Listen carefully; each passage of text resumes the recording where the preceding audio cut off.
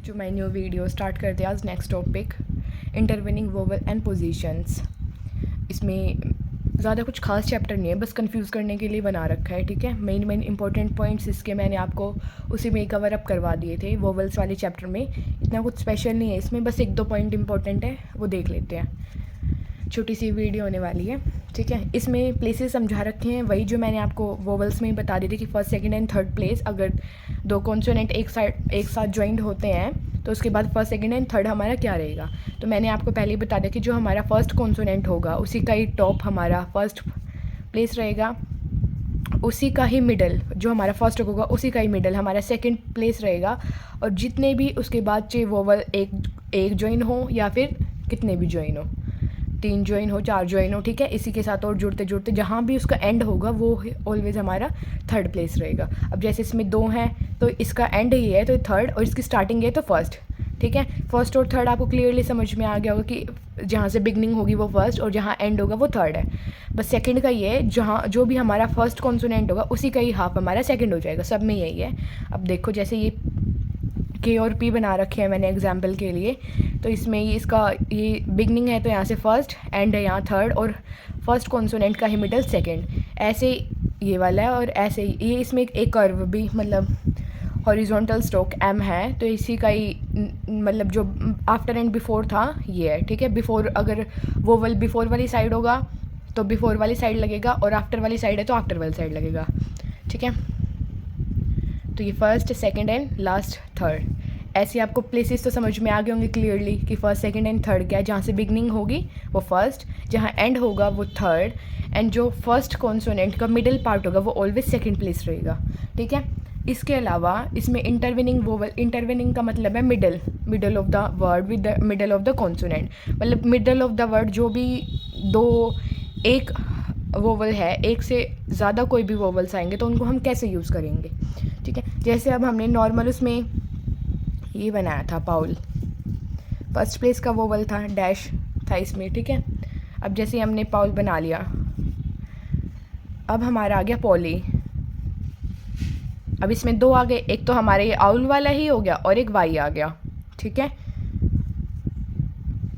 Y बोलने में Y नहीं आएगा, आप कहोगे कि वाई तो कोई वो नहीं है वोवल, लेकिन पॉली आई की साउंड आ रही है ना पीछे, तो ये फर्स्ट प्लेस का हो जाएगा। अब जैसे ये सेम भी बनाएंगे जैसे हमने पाउल बनाया था ऐसी पॉली, बट जो वाई के लिए वो लास्ट में लाइट डॉट लग जाएगी और स्टार्टिंग वाला सेम डैश ही रहेगा। ठीक है, ये आपको समझ में आ गया होगा कि एक वर्ड में बिल्कुल सेम रहेगा जैसे वोवल्स करे थे कि फर्स्ट प्लेस पे आएगा, सेकंड प्लेस पे आएगा, थर्ड प्लेस पे एज इट इज़ रहेगा। बट ये है कि जो हमारा फर्स्ट है मेनली तो उसी के अकॉर्डिंग ही वर्ड बनेगा, उसी के हिसाब से जैसे वर्ड बन जाएगा उसके बाद जितने भी वोवल्स आएंगे वो उसी में ही फिट होते चले जाएंगे। उसके लिए मतलब कोई स्पेसिफिक वर्ड अगेन स्टार्ट नहीं करना, वर्ड एंड नहीं करना है, ऐसा कुछ नहीं करना है। ठीक है, जहाँ हमारी स्टार्टिंग होगी वहीं से हमारा स्टार्ट होगा। अब जैसे किल ले लेते हैं, के और एल।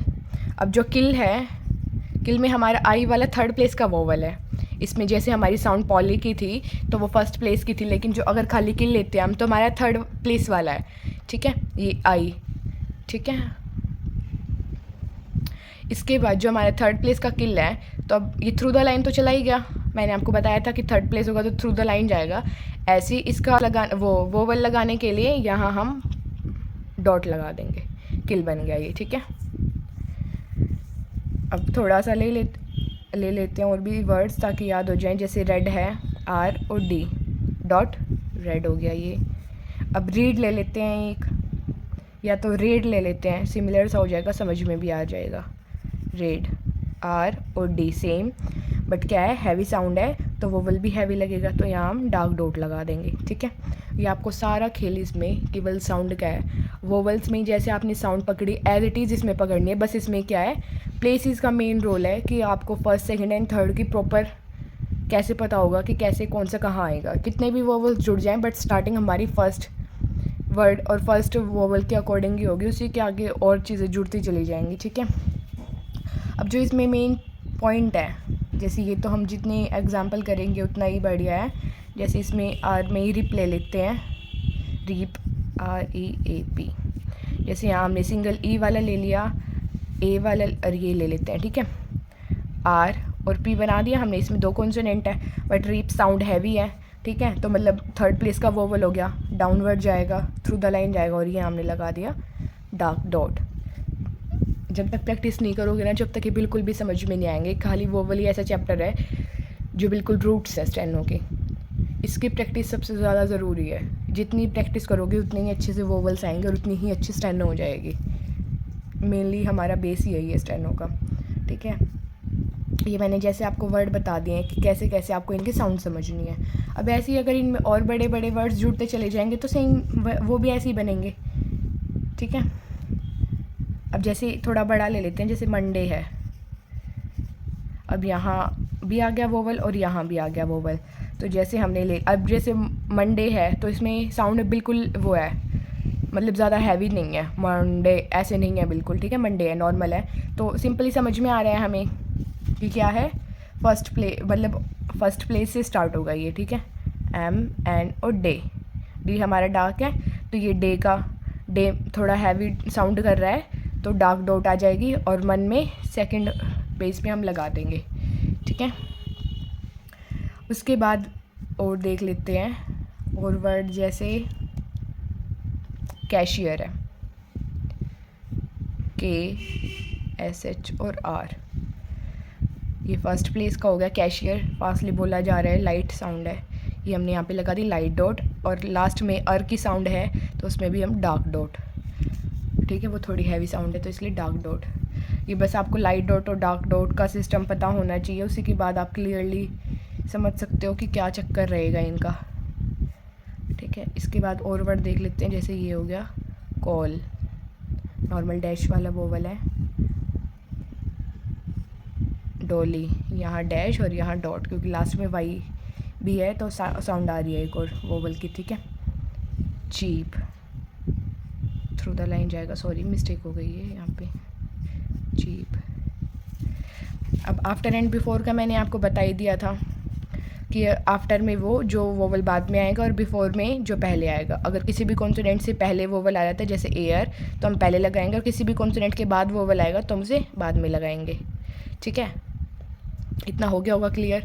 इंटरवीनिंग वोवल में कुछ खास नहीं है, बट आपको कंफ्यूज करने के लिए इसका पूरा का पूरा एक चैप्टर बना रखा है। अगर वोवल्स जिसने अच्छे से कर लिए तो वो इंटरवीनिंग वोवल में बिल्कुल भी दिक्कत नहीं लेगा, इजीली समझ जाएगा कि क्या चक्कर है इनका, ठीक है। बस इसमें मेन पॉइंट है हॉरिजॉन्टल, जो हम आपके हॉरिजॉन्टल स्ट्रोक्स हैं या कॉन्सोनेंट कह लो, ठीक है।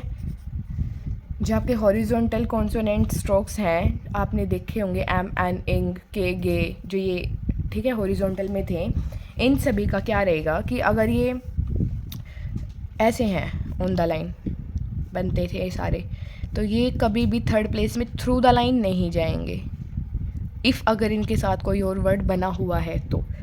जैसे मेकिंग, मेक और इंग, ठीक है, ये इनके वोवल्स लगा दिए, ये डॉट और ये भी डॉट, बट ये लाइट है, ठीक है। अब क्या हो गया कि जैसे मेकिंग है तो ये इंग ऑन द लाइन ही रहेगा, थ्रू द लाइन नहीं जाएगा, ये रूल है, ठीक है। कोई एक्सेप्शन केस आ गया तो बेशक से, नहीं तो एज इट इज़ ही मतलब रहेगा ये हॉरिजॉन्टल वाला, और किसी के साथ भी नहीं है ये पंगा, बस हॉरिजॉन्टल के साथ है। और बाकी आप बनाओगे तो आपको इजीली समझ में आ जाएगा कि क्या चक्कर है, ठीक है। अब जैसे कुक है तो ये हमने के बनाया और इसी में ही दूसरा के जोड़ दिया और ये हमने वोवल लगा दिया थर्ड प्लेस का, ठीक है। अब जैसे कुछ बच्चे कंफ्यूज हो सकते हैं इसमें कि आपने तो ये सीधा बना दिया ऑन द लाइन है तो ये तो सेकंड प्लेस हो गया, बट नहीं, ये थर्ड प्लेस है, बट इसको ऐसे नहीं बना सकते हम थ्रू द लाइन, ये गलत हो जाएगा। इसलिए जो हमारे हॉरिजॉन्टल स्ट्रोक्स हैं उनको हम, और कोई मतलब उससे पहले जो भी कॉन्सोनेंट होता है उसके बाद अगर ये आता है थर्ड प्लेस का कुछ सिस्टम या थर्ड प्लेस का वोवल, तो हम उसी के साथ ज्वाइन कर देते हैं, ऑन द लाइन आ जाता है। अगर वो कॉन्सोनेंट पहले ही थ्रू द लाइन गया हुआ है उसी के साथ जोड़ना है तो बात अलग है, लेकिन अगर वो ऑन द लाइन बन रहा है तो उसके साथ ही जुड़ता चला जाएगा वो, ठीक है, अलग से नहीं बनाना। जैसे बाकी फर्स्ट प्लेस का फर्स्ट पे चला जाएगा, सेकंड का सेकंड, थर्ड का थर्ड पे, बट जो हॉरिजॉन्टल स्ट्रोक है वो जैसे भी वर्ड बनता जा रहा होगा ना, जैसे मेकिंग बना था एम के और इसी में इंग जोड़ दिया, ये चक्कर है बस, ठीक है। इसके अलावा इसमें कुछ भी ऐसा खास नहीं है, ये आपको इतना समझ में आ गया होगा। इसके अलावा इस चैप्टर से हमारे हो जाते हैं ग्रामर लोग स्टार्ट, लेकिन उनके लिए अलग से वीडियो बनाऊंगी क्योंकि वो most important part of the steno है, ठीक है। तो ग्राम लोग्स के अलावा इस चैप्टर में है आपका full stop, question mark, exclamatory mark, मतलब मार्क्स के बारे में बता रखा है। तो अब क्या है, जो स्टेनो में अगर हम कोई भी सेंटेंस लिखते हैं, प्रैक्टिस मैं शॉर्ट्स में ही है ना प्रैक्टिस डालनी स्टार्ट कर रही हूँ, ठीक है। तो जिसको भी प्रैक्टिस करनी है तो वो शॉर्ट्स देख लेना, उसमें सारी की सारी एक्सरसाइजेज डाला करूँगी, और मतलब 1-2 दिन के अंदर या उसी की एंड में उनकी आंसर की, ठीक है। इसके अलावा आपको जैसे पोजीशन में आपको बता देती हूँ, ये प्लेसेस तो हो ही गया हमारे first, second and third, vowels भी नहीं के अकॉर्डिंग है। इसके अलावा है हमारे मार्क्स, साइंस, ठीक है। अब जैसे हमारा फुल स्टॉप हो गया, ये हम इंग्लिश में लगाते हैं ऐसे डॉट, बट हम स्टेनो में लगाएंगे ऐसे क्रॉस दे देंगे, मतलब एट द एंड, ठीक है। इसके बाद है हमारा एक्सक्लेमेटरी मार्क, ये इंग्लिश में हम बनाते हैं ऐसे, स्टेनो में हम बनाते हैं ऐसे। अब यहाँ डॉट थी तो यहाँ भी ऑब्वियसली कट मतलब क्रॉस वाला साइन है, तो सेम रहेगा, बस डॉट की जगह क्रॉस आ जाएगा, ठीक है। और सेम क्वेश्चन मार्क में यहाँ डॉट इंग्लिश में और यहाँ क्रॉस। इसके अलावा अगर हमारा कोई भी फर्स्ट लेटर कैपिटल है,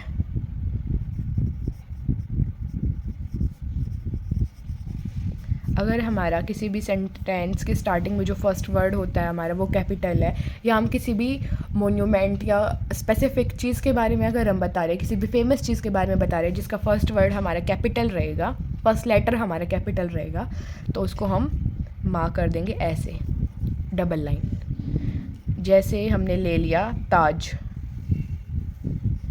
ताज जैसे एक स्पेसिफिक मतलब वर्ड है कि मतलब कोई भी समझ जाएगा इसका नाम लोगे तो आप, जैसे अच्छा दिख नहीं रहा था क्या, ठीक है। तो अब जैसे ये हमारा इसका फर्स्ट वर्ड है कैपिटल, हाईलाइट कर रखा है मेनली, ठीक है। तो हम इसको क्या करेंगे, इसको ऐसे अंडरलाइन कर देंगे जब आप इसको स्टेनो में बनाओगे तो, ठीक है। अब मान लो जैसे ये कोई भी वर्ड है, अभी कंप्लीट वर्ड तो नहीं बताएंगे, जैसे हमने ये ऊपर लिया था रेड, वैसे एग्जाम्पल के लिए दे रही हूँ बस, ये कैपिटल हो गया और ये हमने बना दिया ROD रेड। तो हम इसको जब वापस ट्रांसलेट करेंगे तो पता भी तो होना चाहिए ना कि कहाँ फुल स्टॉप था, कहाँ क्वेश्चन मार्क था और कहाँ क्या था। तो उसी को ही ये फर्स्ट लेटर कैपिटल शो करने के लिए हम इसके नीचे अंडरलाइन लगा देंगे, जिससे इस अंडरलाइन से हमें पता चल जाएगा कि इस वाले वर्ड का फर्स्ट लेटर हमारा कैपिटल है, ठीक है। अगर हमें पैराग्राफ चेंज करना है, पैरा चेंजमेंट के लिए हम साइन यूज़ करेंगे ये। अगर हम कोई भी न्यू लाइन ले लेते हैं, जैसे आप स्टेनो में डायरेक्टली लिखते जा रहे हो, नहीं चेंज कर पा रहे हो लाइन, तो एज इट इज़ बस मार्क, ये वाला मार्क डाल देंगे या ये वाला साइन डाल देंगे ऐसे। तो इससे हम समझेंगे कि इसके बाद का जितना भी मैटर है वो नेक्स्ट लाइन से स्टार्ट हुआ है। मेनली इसमें ये साइन है, ठीक है। ग्राम लोग्स वाला अलग से वीडियो बनाऊँगी, उसमें समझाऊँगी क्योंकि वो इम्पोर्टेंट है। ये इतना इंपॉर्टेंट नहीं था, बस ये कन्फ्यूजिंग था, सब कुछ इसमें वोवल्स वाला ही दे रखा है, बस इसमें अलग से बस स्पेसिफिक ये प्लेसेस बता रखे थे, ये मैंने आपको वोवल्स वाले में समझा दी थी ताकि कन्फ्यूज़न एक ही बारी में ख़त्म हो जाए। बट इन्होंने क्या कर रखा है कि अलग से दे रखा है चैप्टर बच्चों को कन्फ्यूज़ करने के लिए, तो ज़्यादा इंपॉर्टेंट नहीं है, बस मेनली इसके प्लेसेस और वोवल्स याद रखने हैं, ज़्यादा डीपली मत जाओ, मतलब एक्स्ट्रा डीपली मत जाओ, वो फिर दिमाग ख़राब करेगा, चीज़ें समझ में आने की जगह और ज़्यादा कन्फ्यूजिंग हो जाएंगी। तो ये आपको समझ में आ गया होगा, प्लेसेस एंड वोवल्स एंड ये साइंस। इतना बहुत है आज के लिए, नेक्स्ट वीडियो में करते हैं बाकी एक्सरसाइजेस के लिए शॉर्ट्स लेके आऊँगे अब, ठीक है, प्रैक्टिस के लिए। Thanks for watching, bye bye, take care, have a nice day.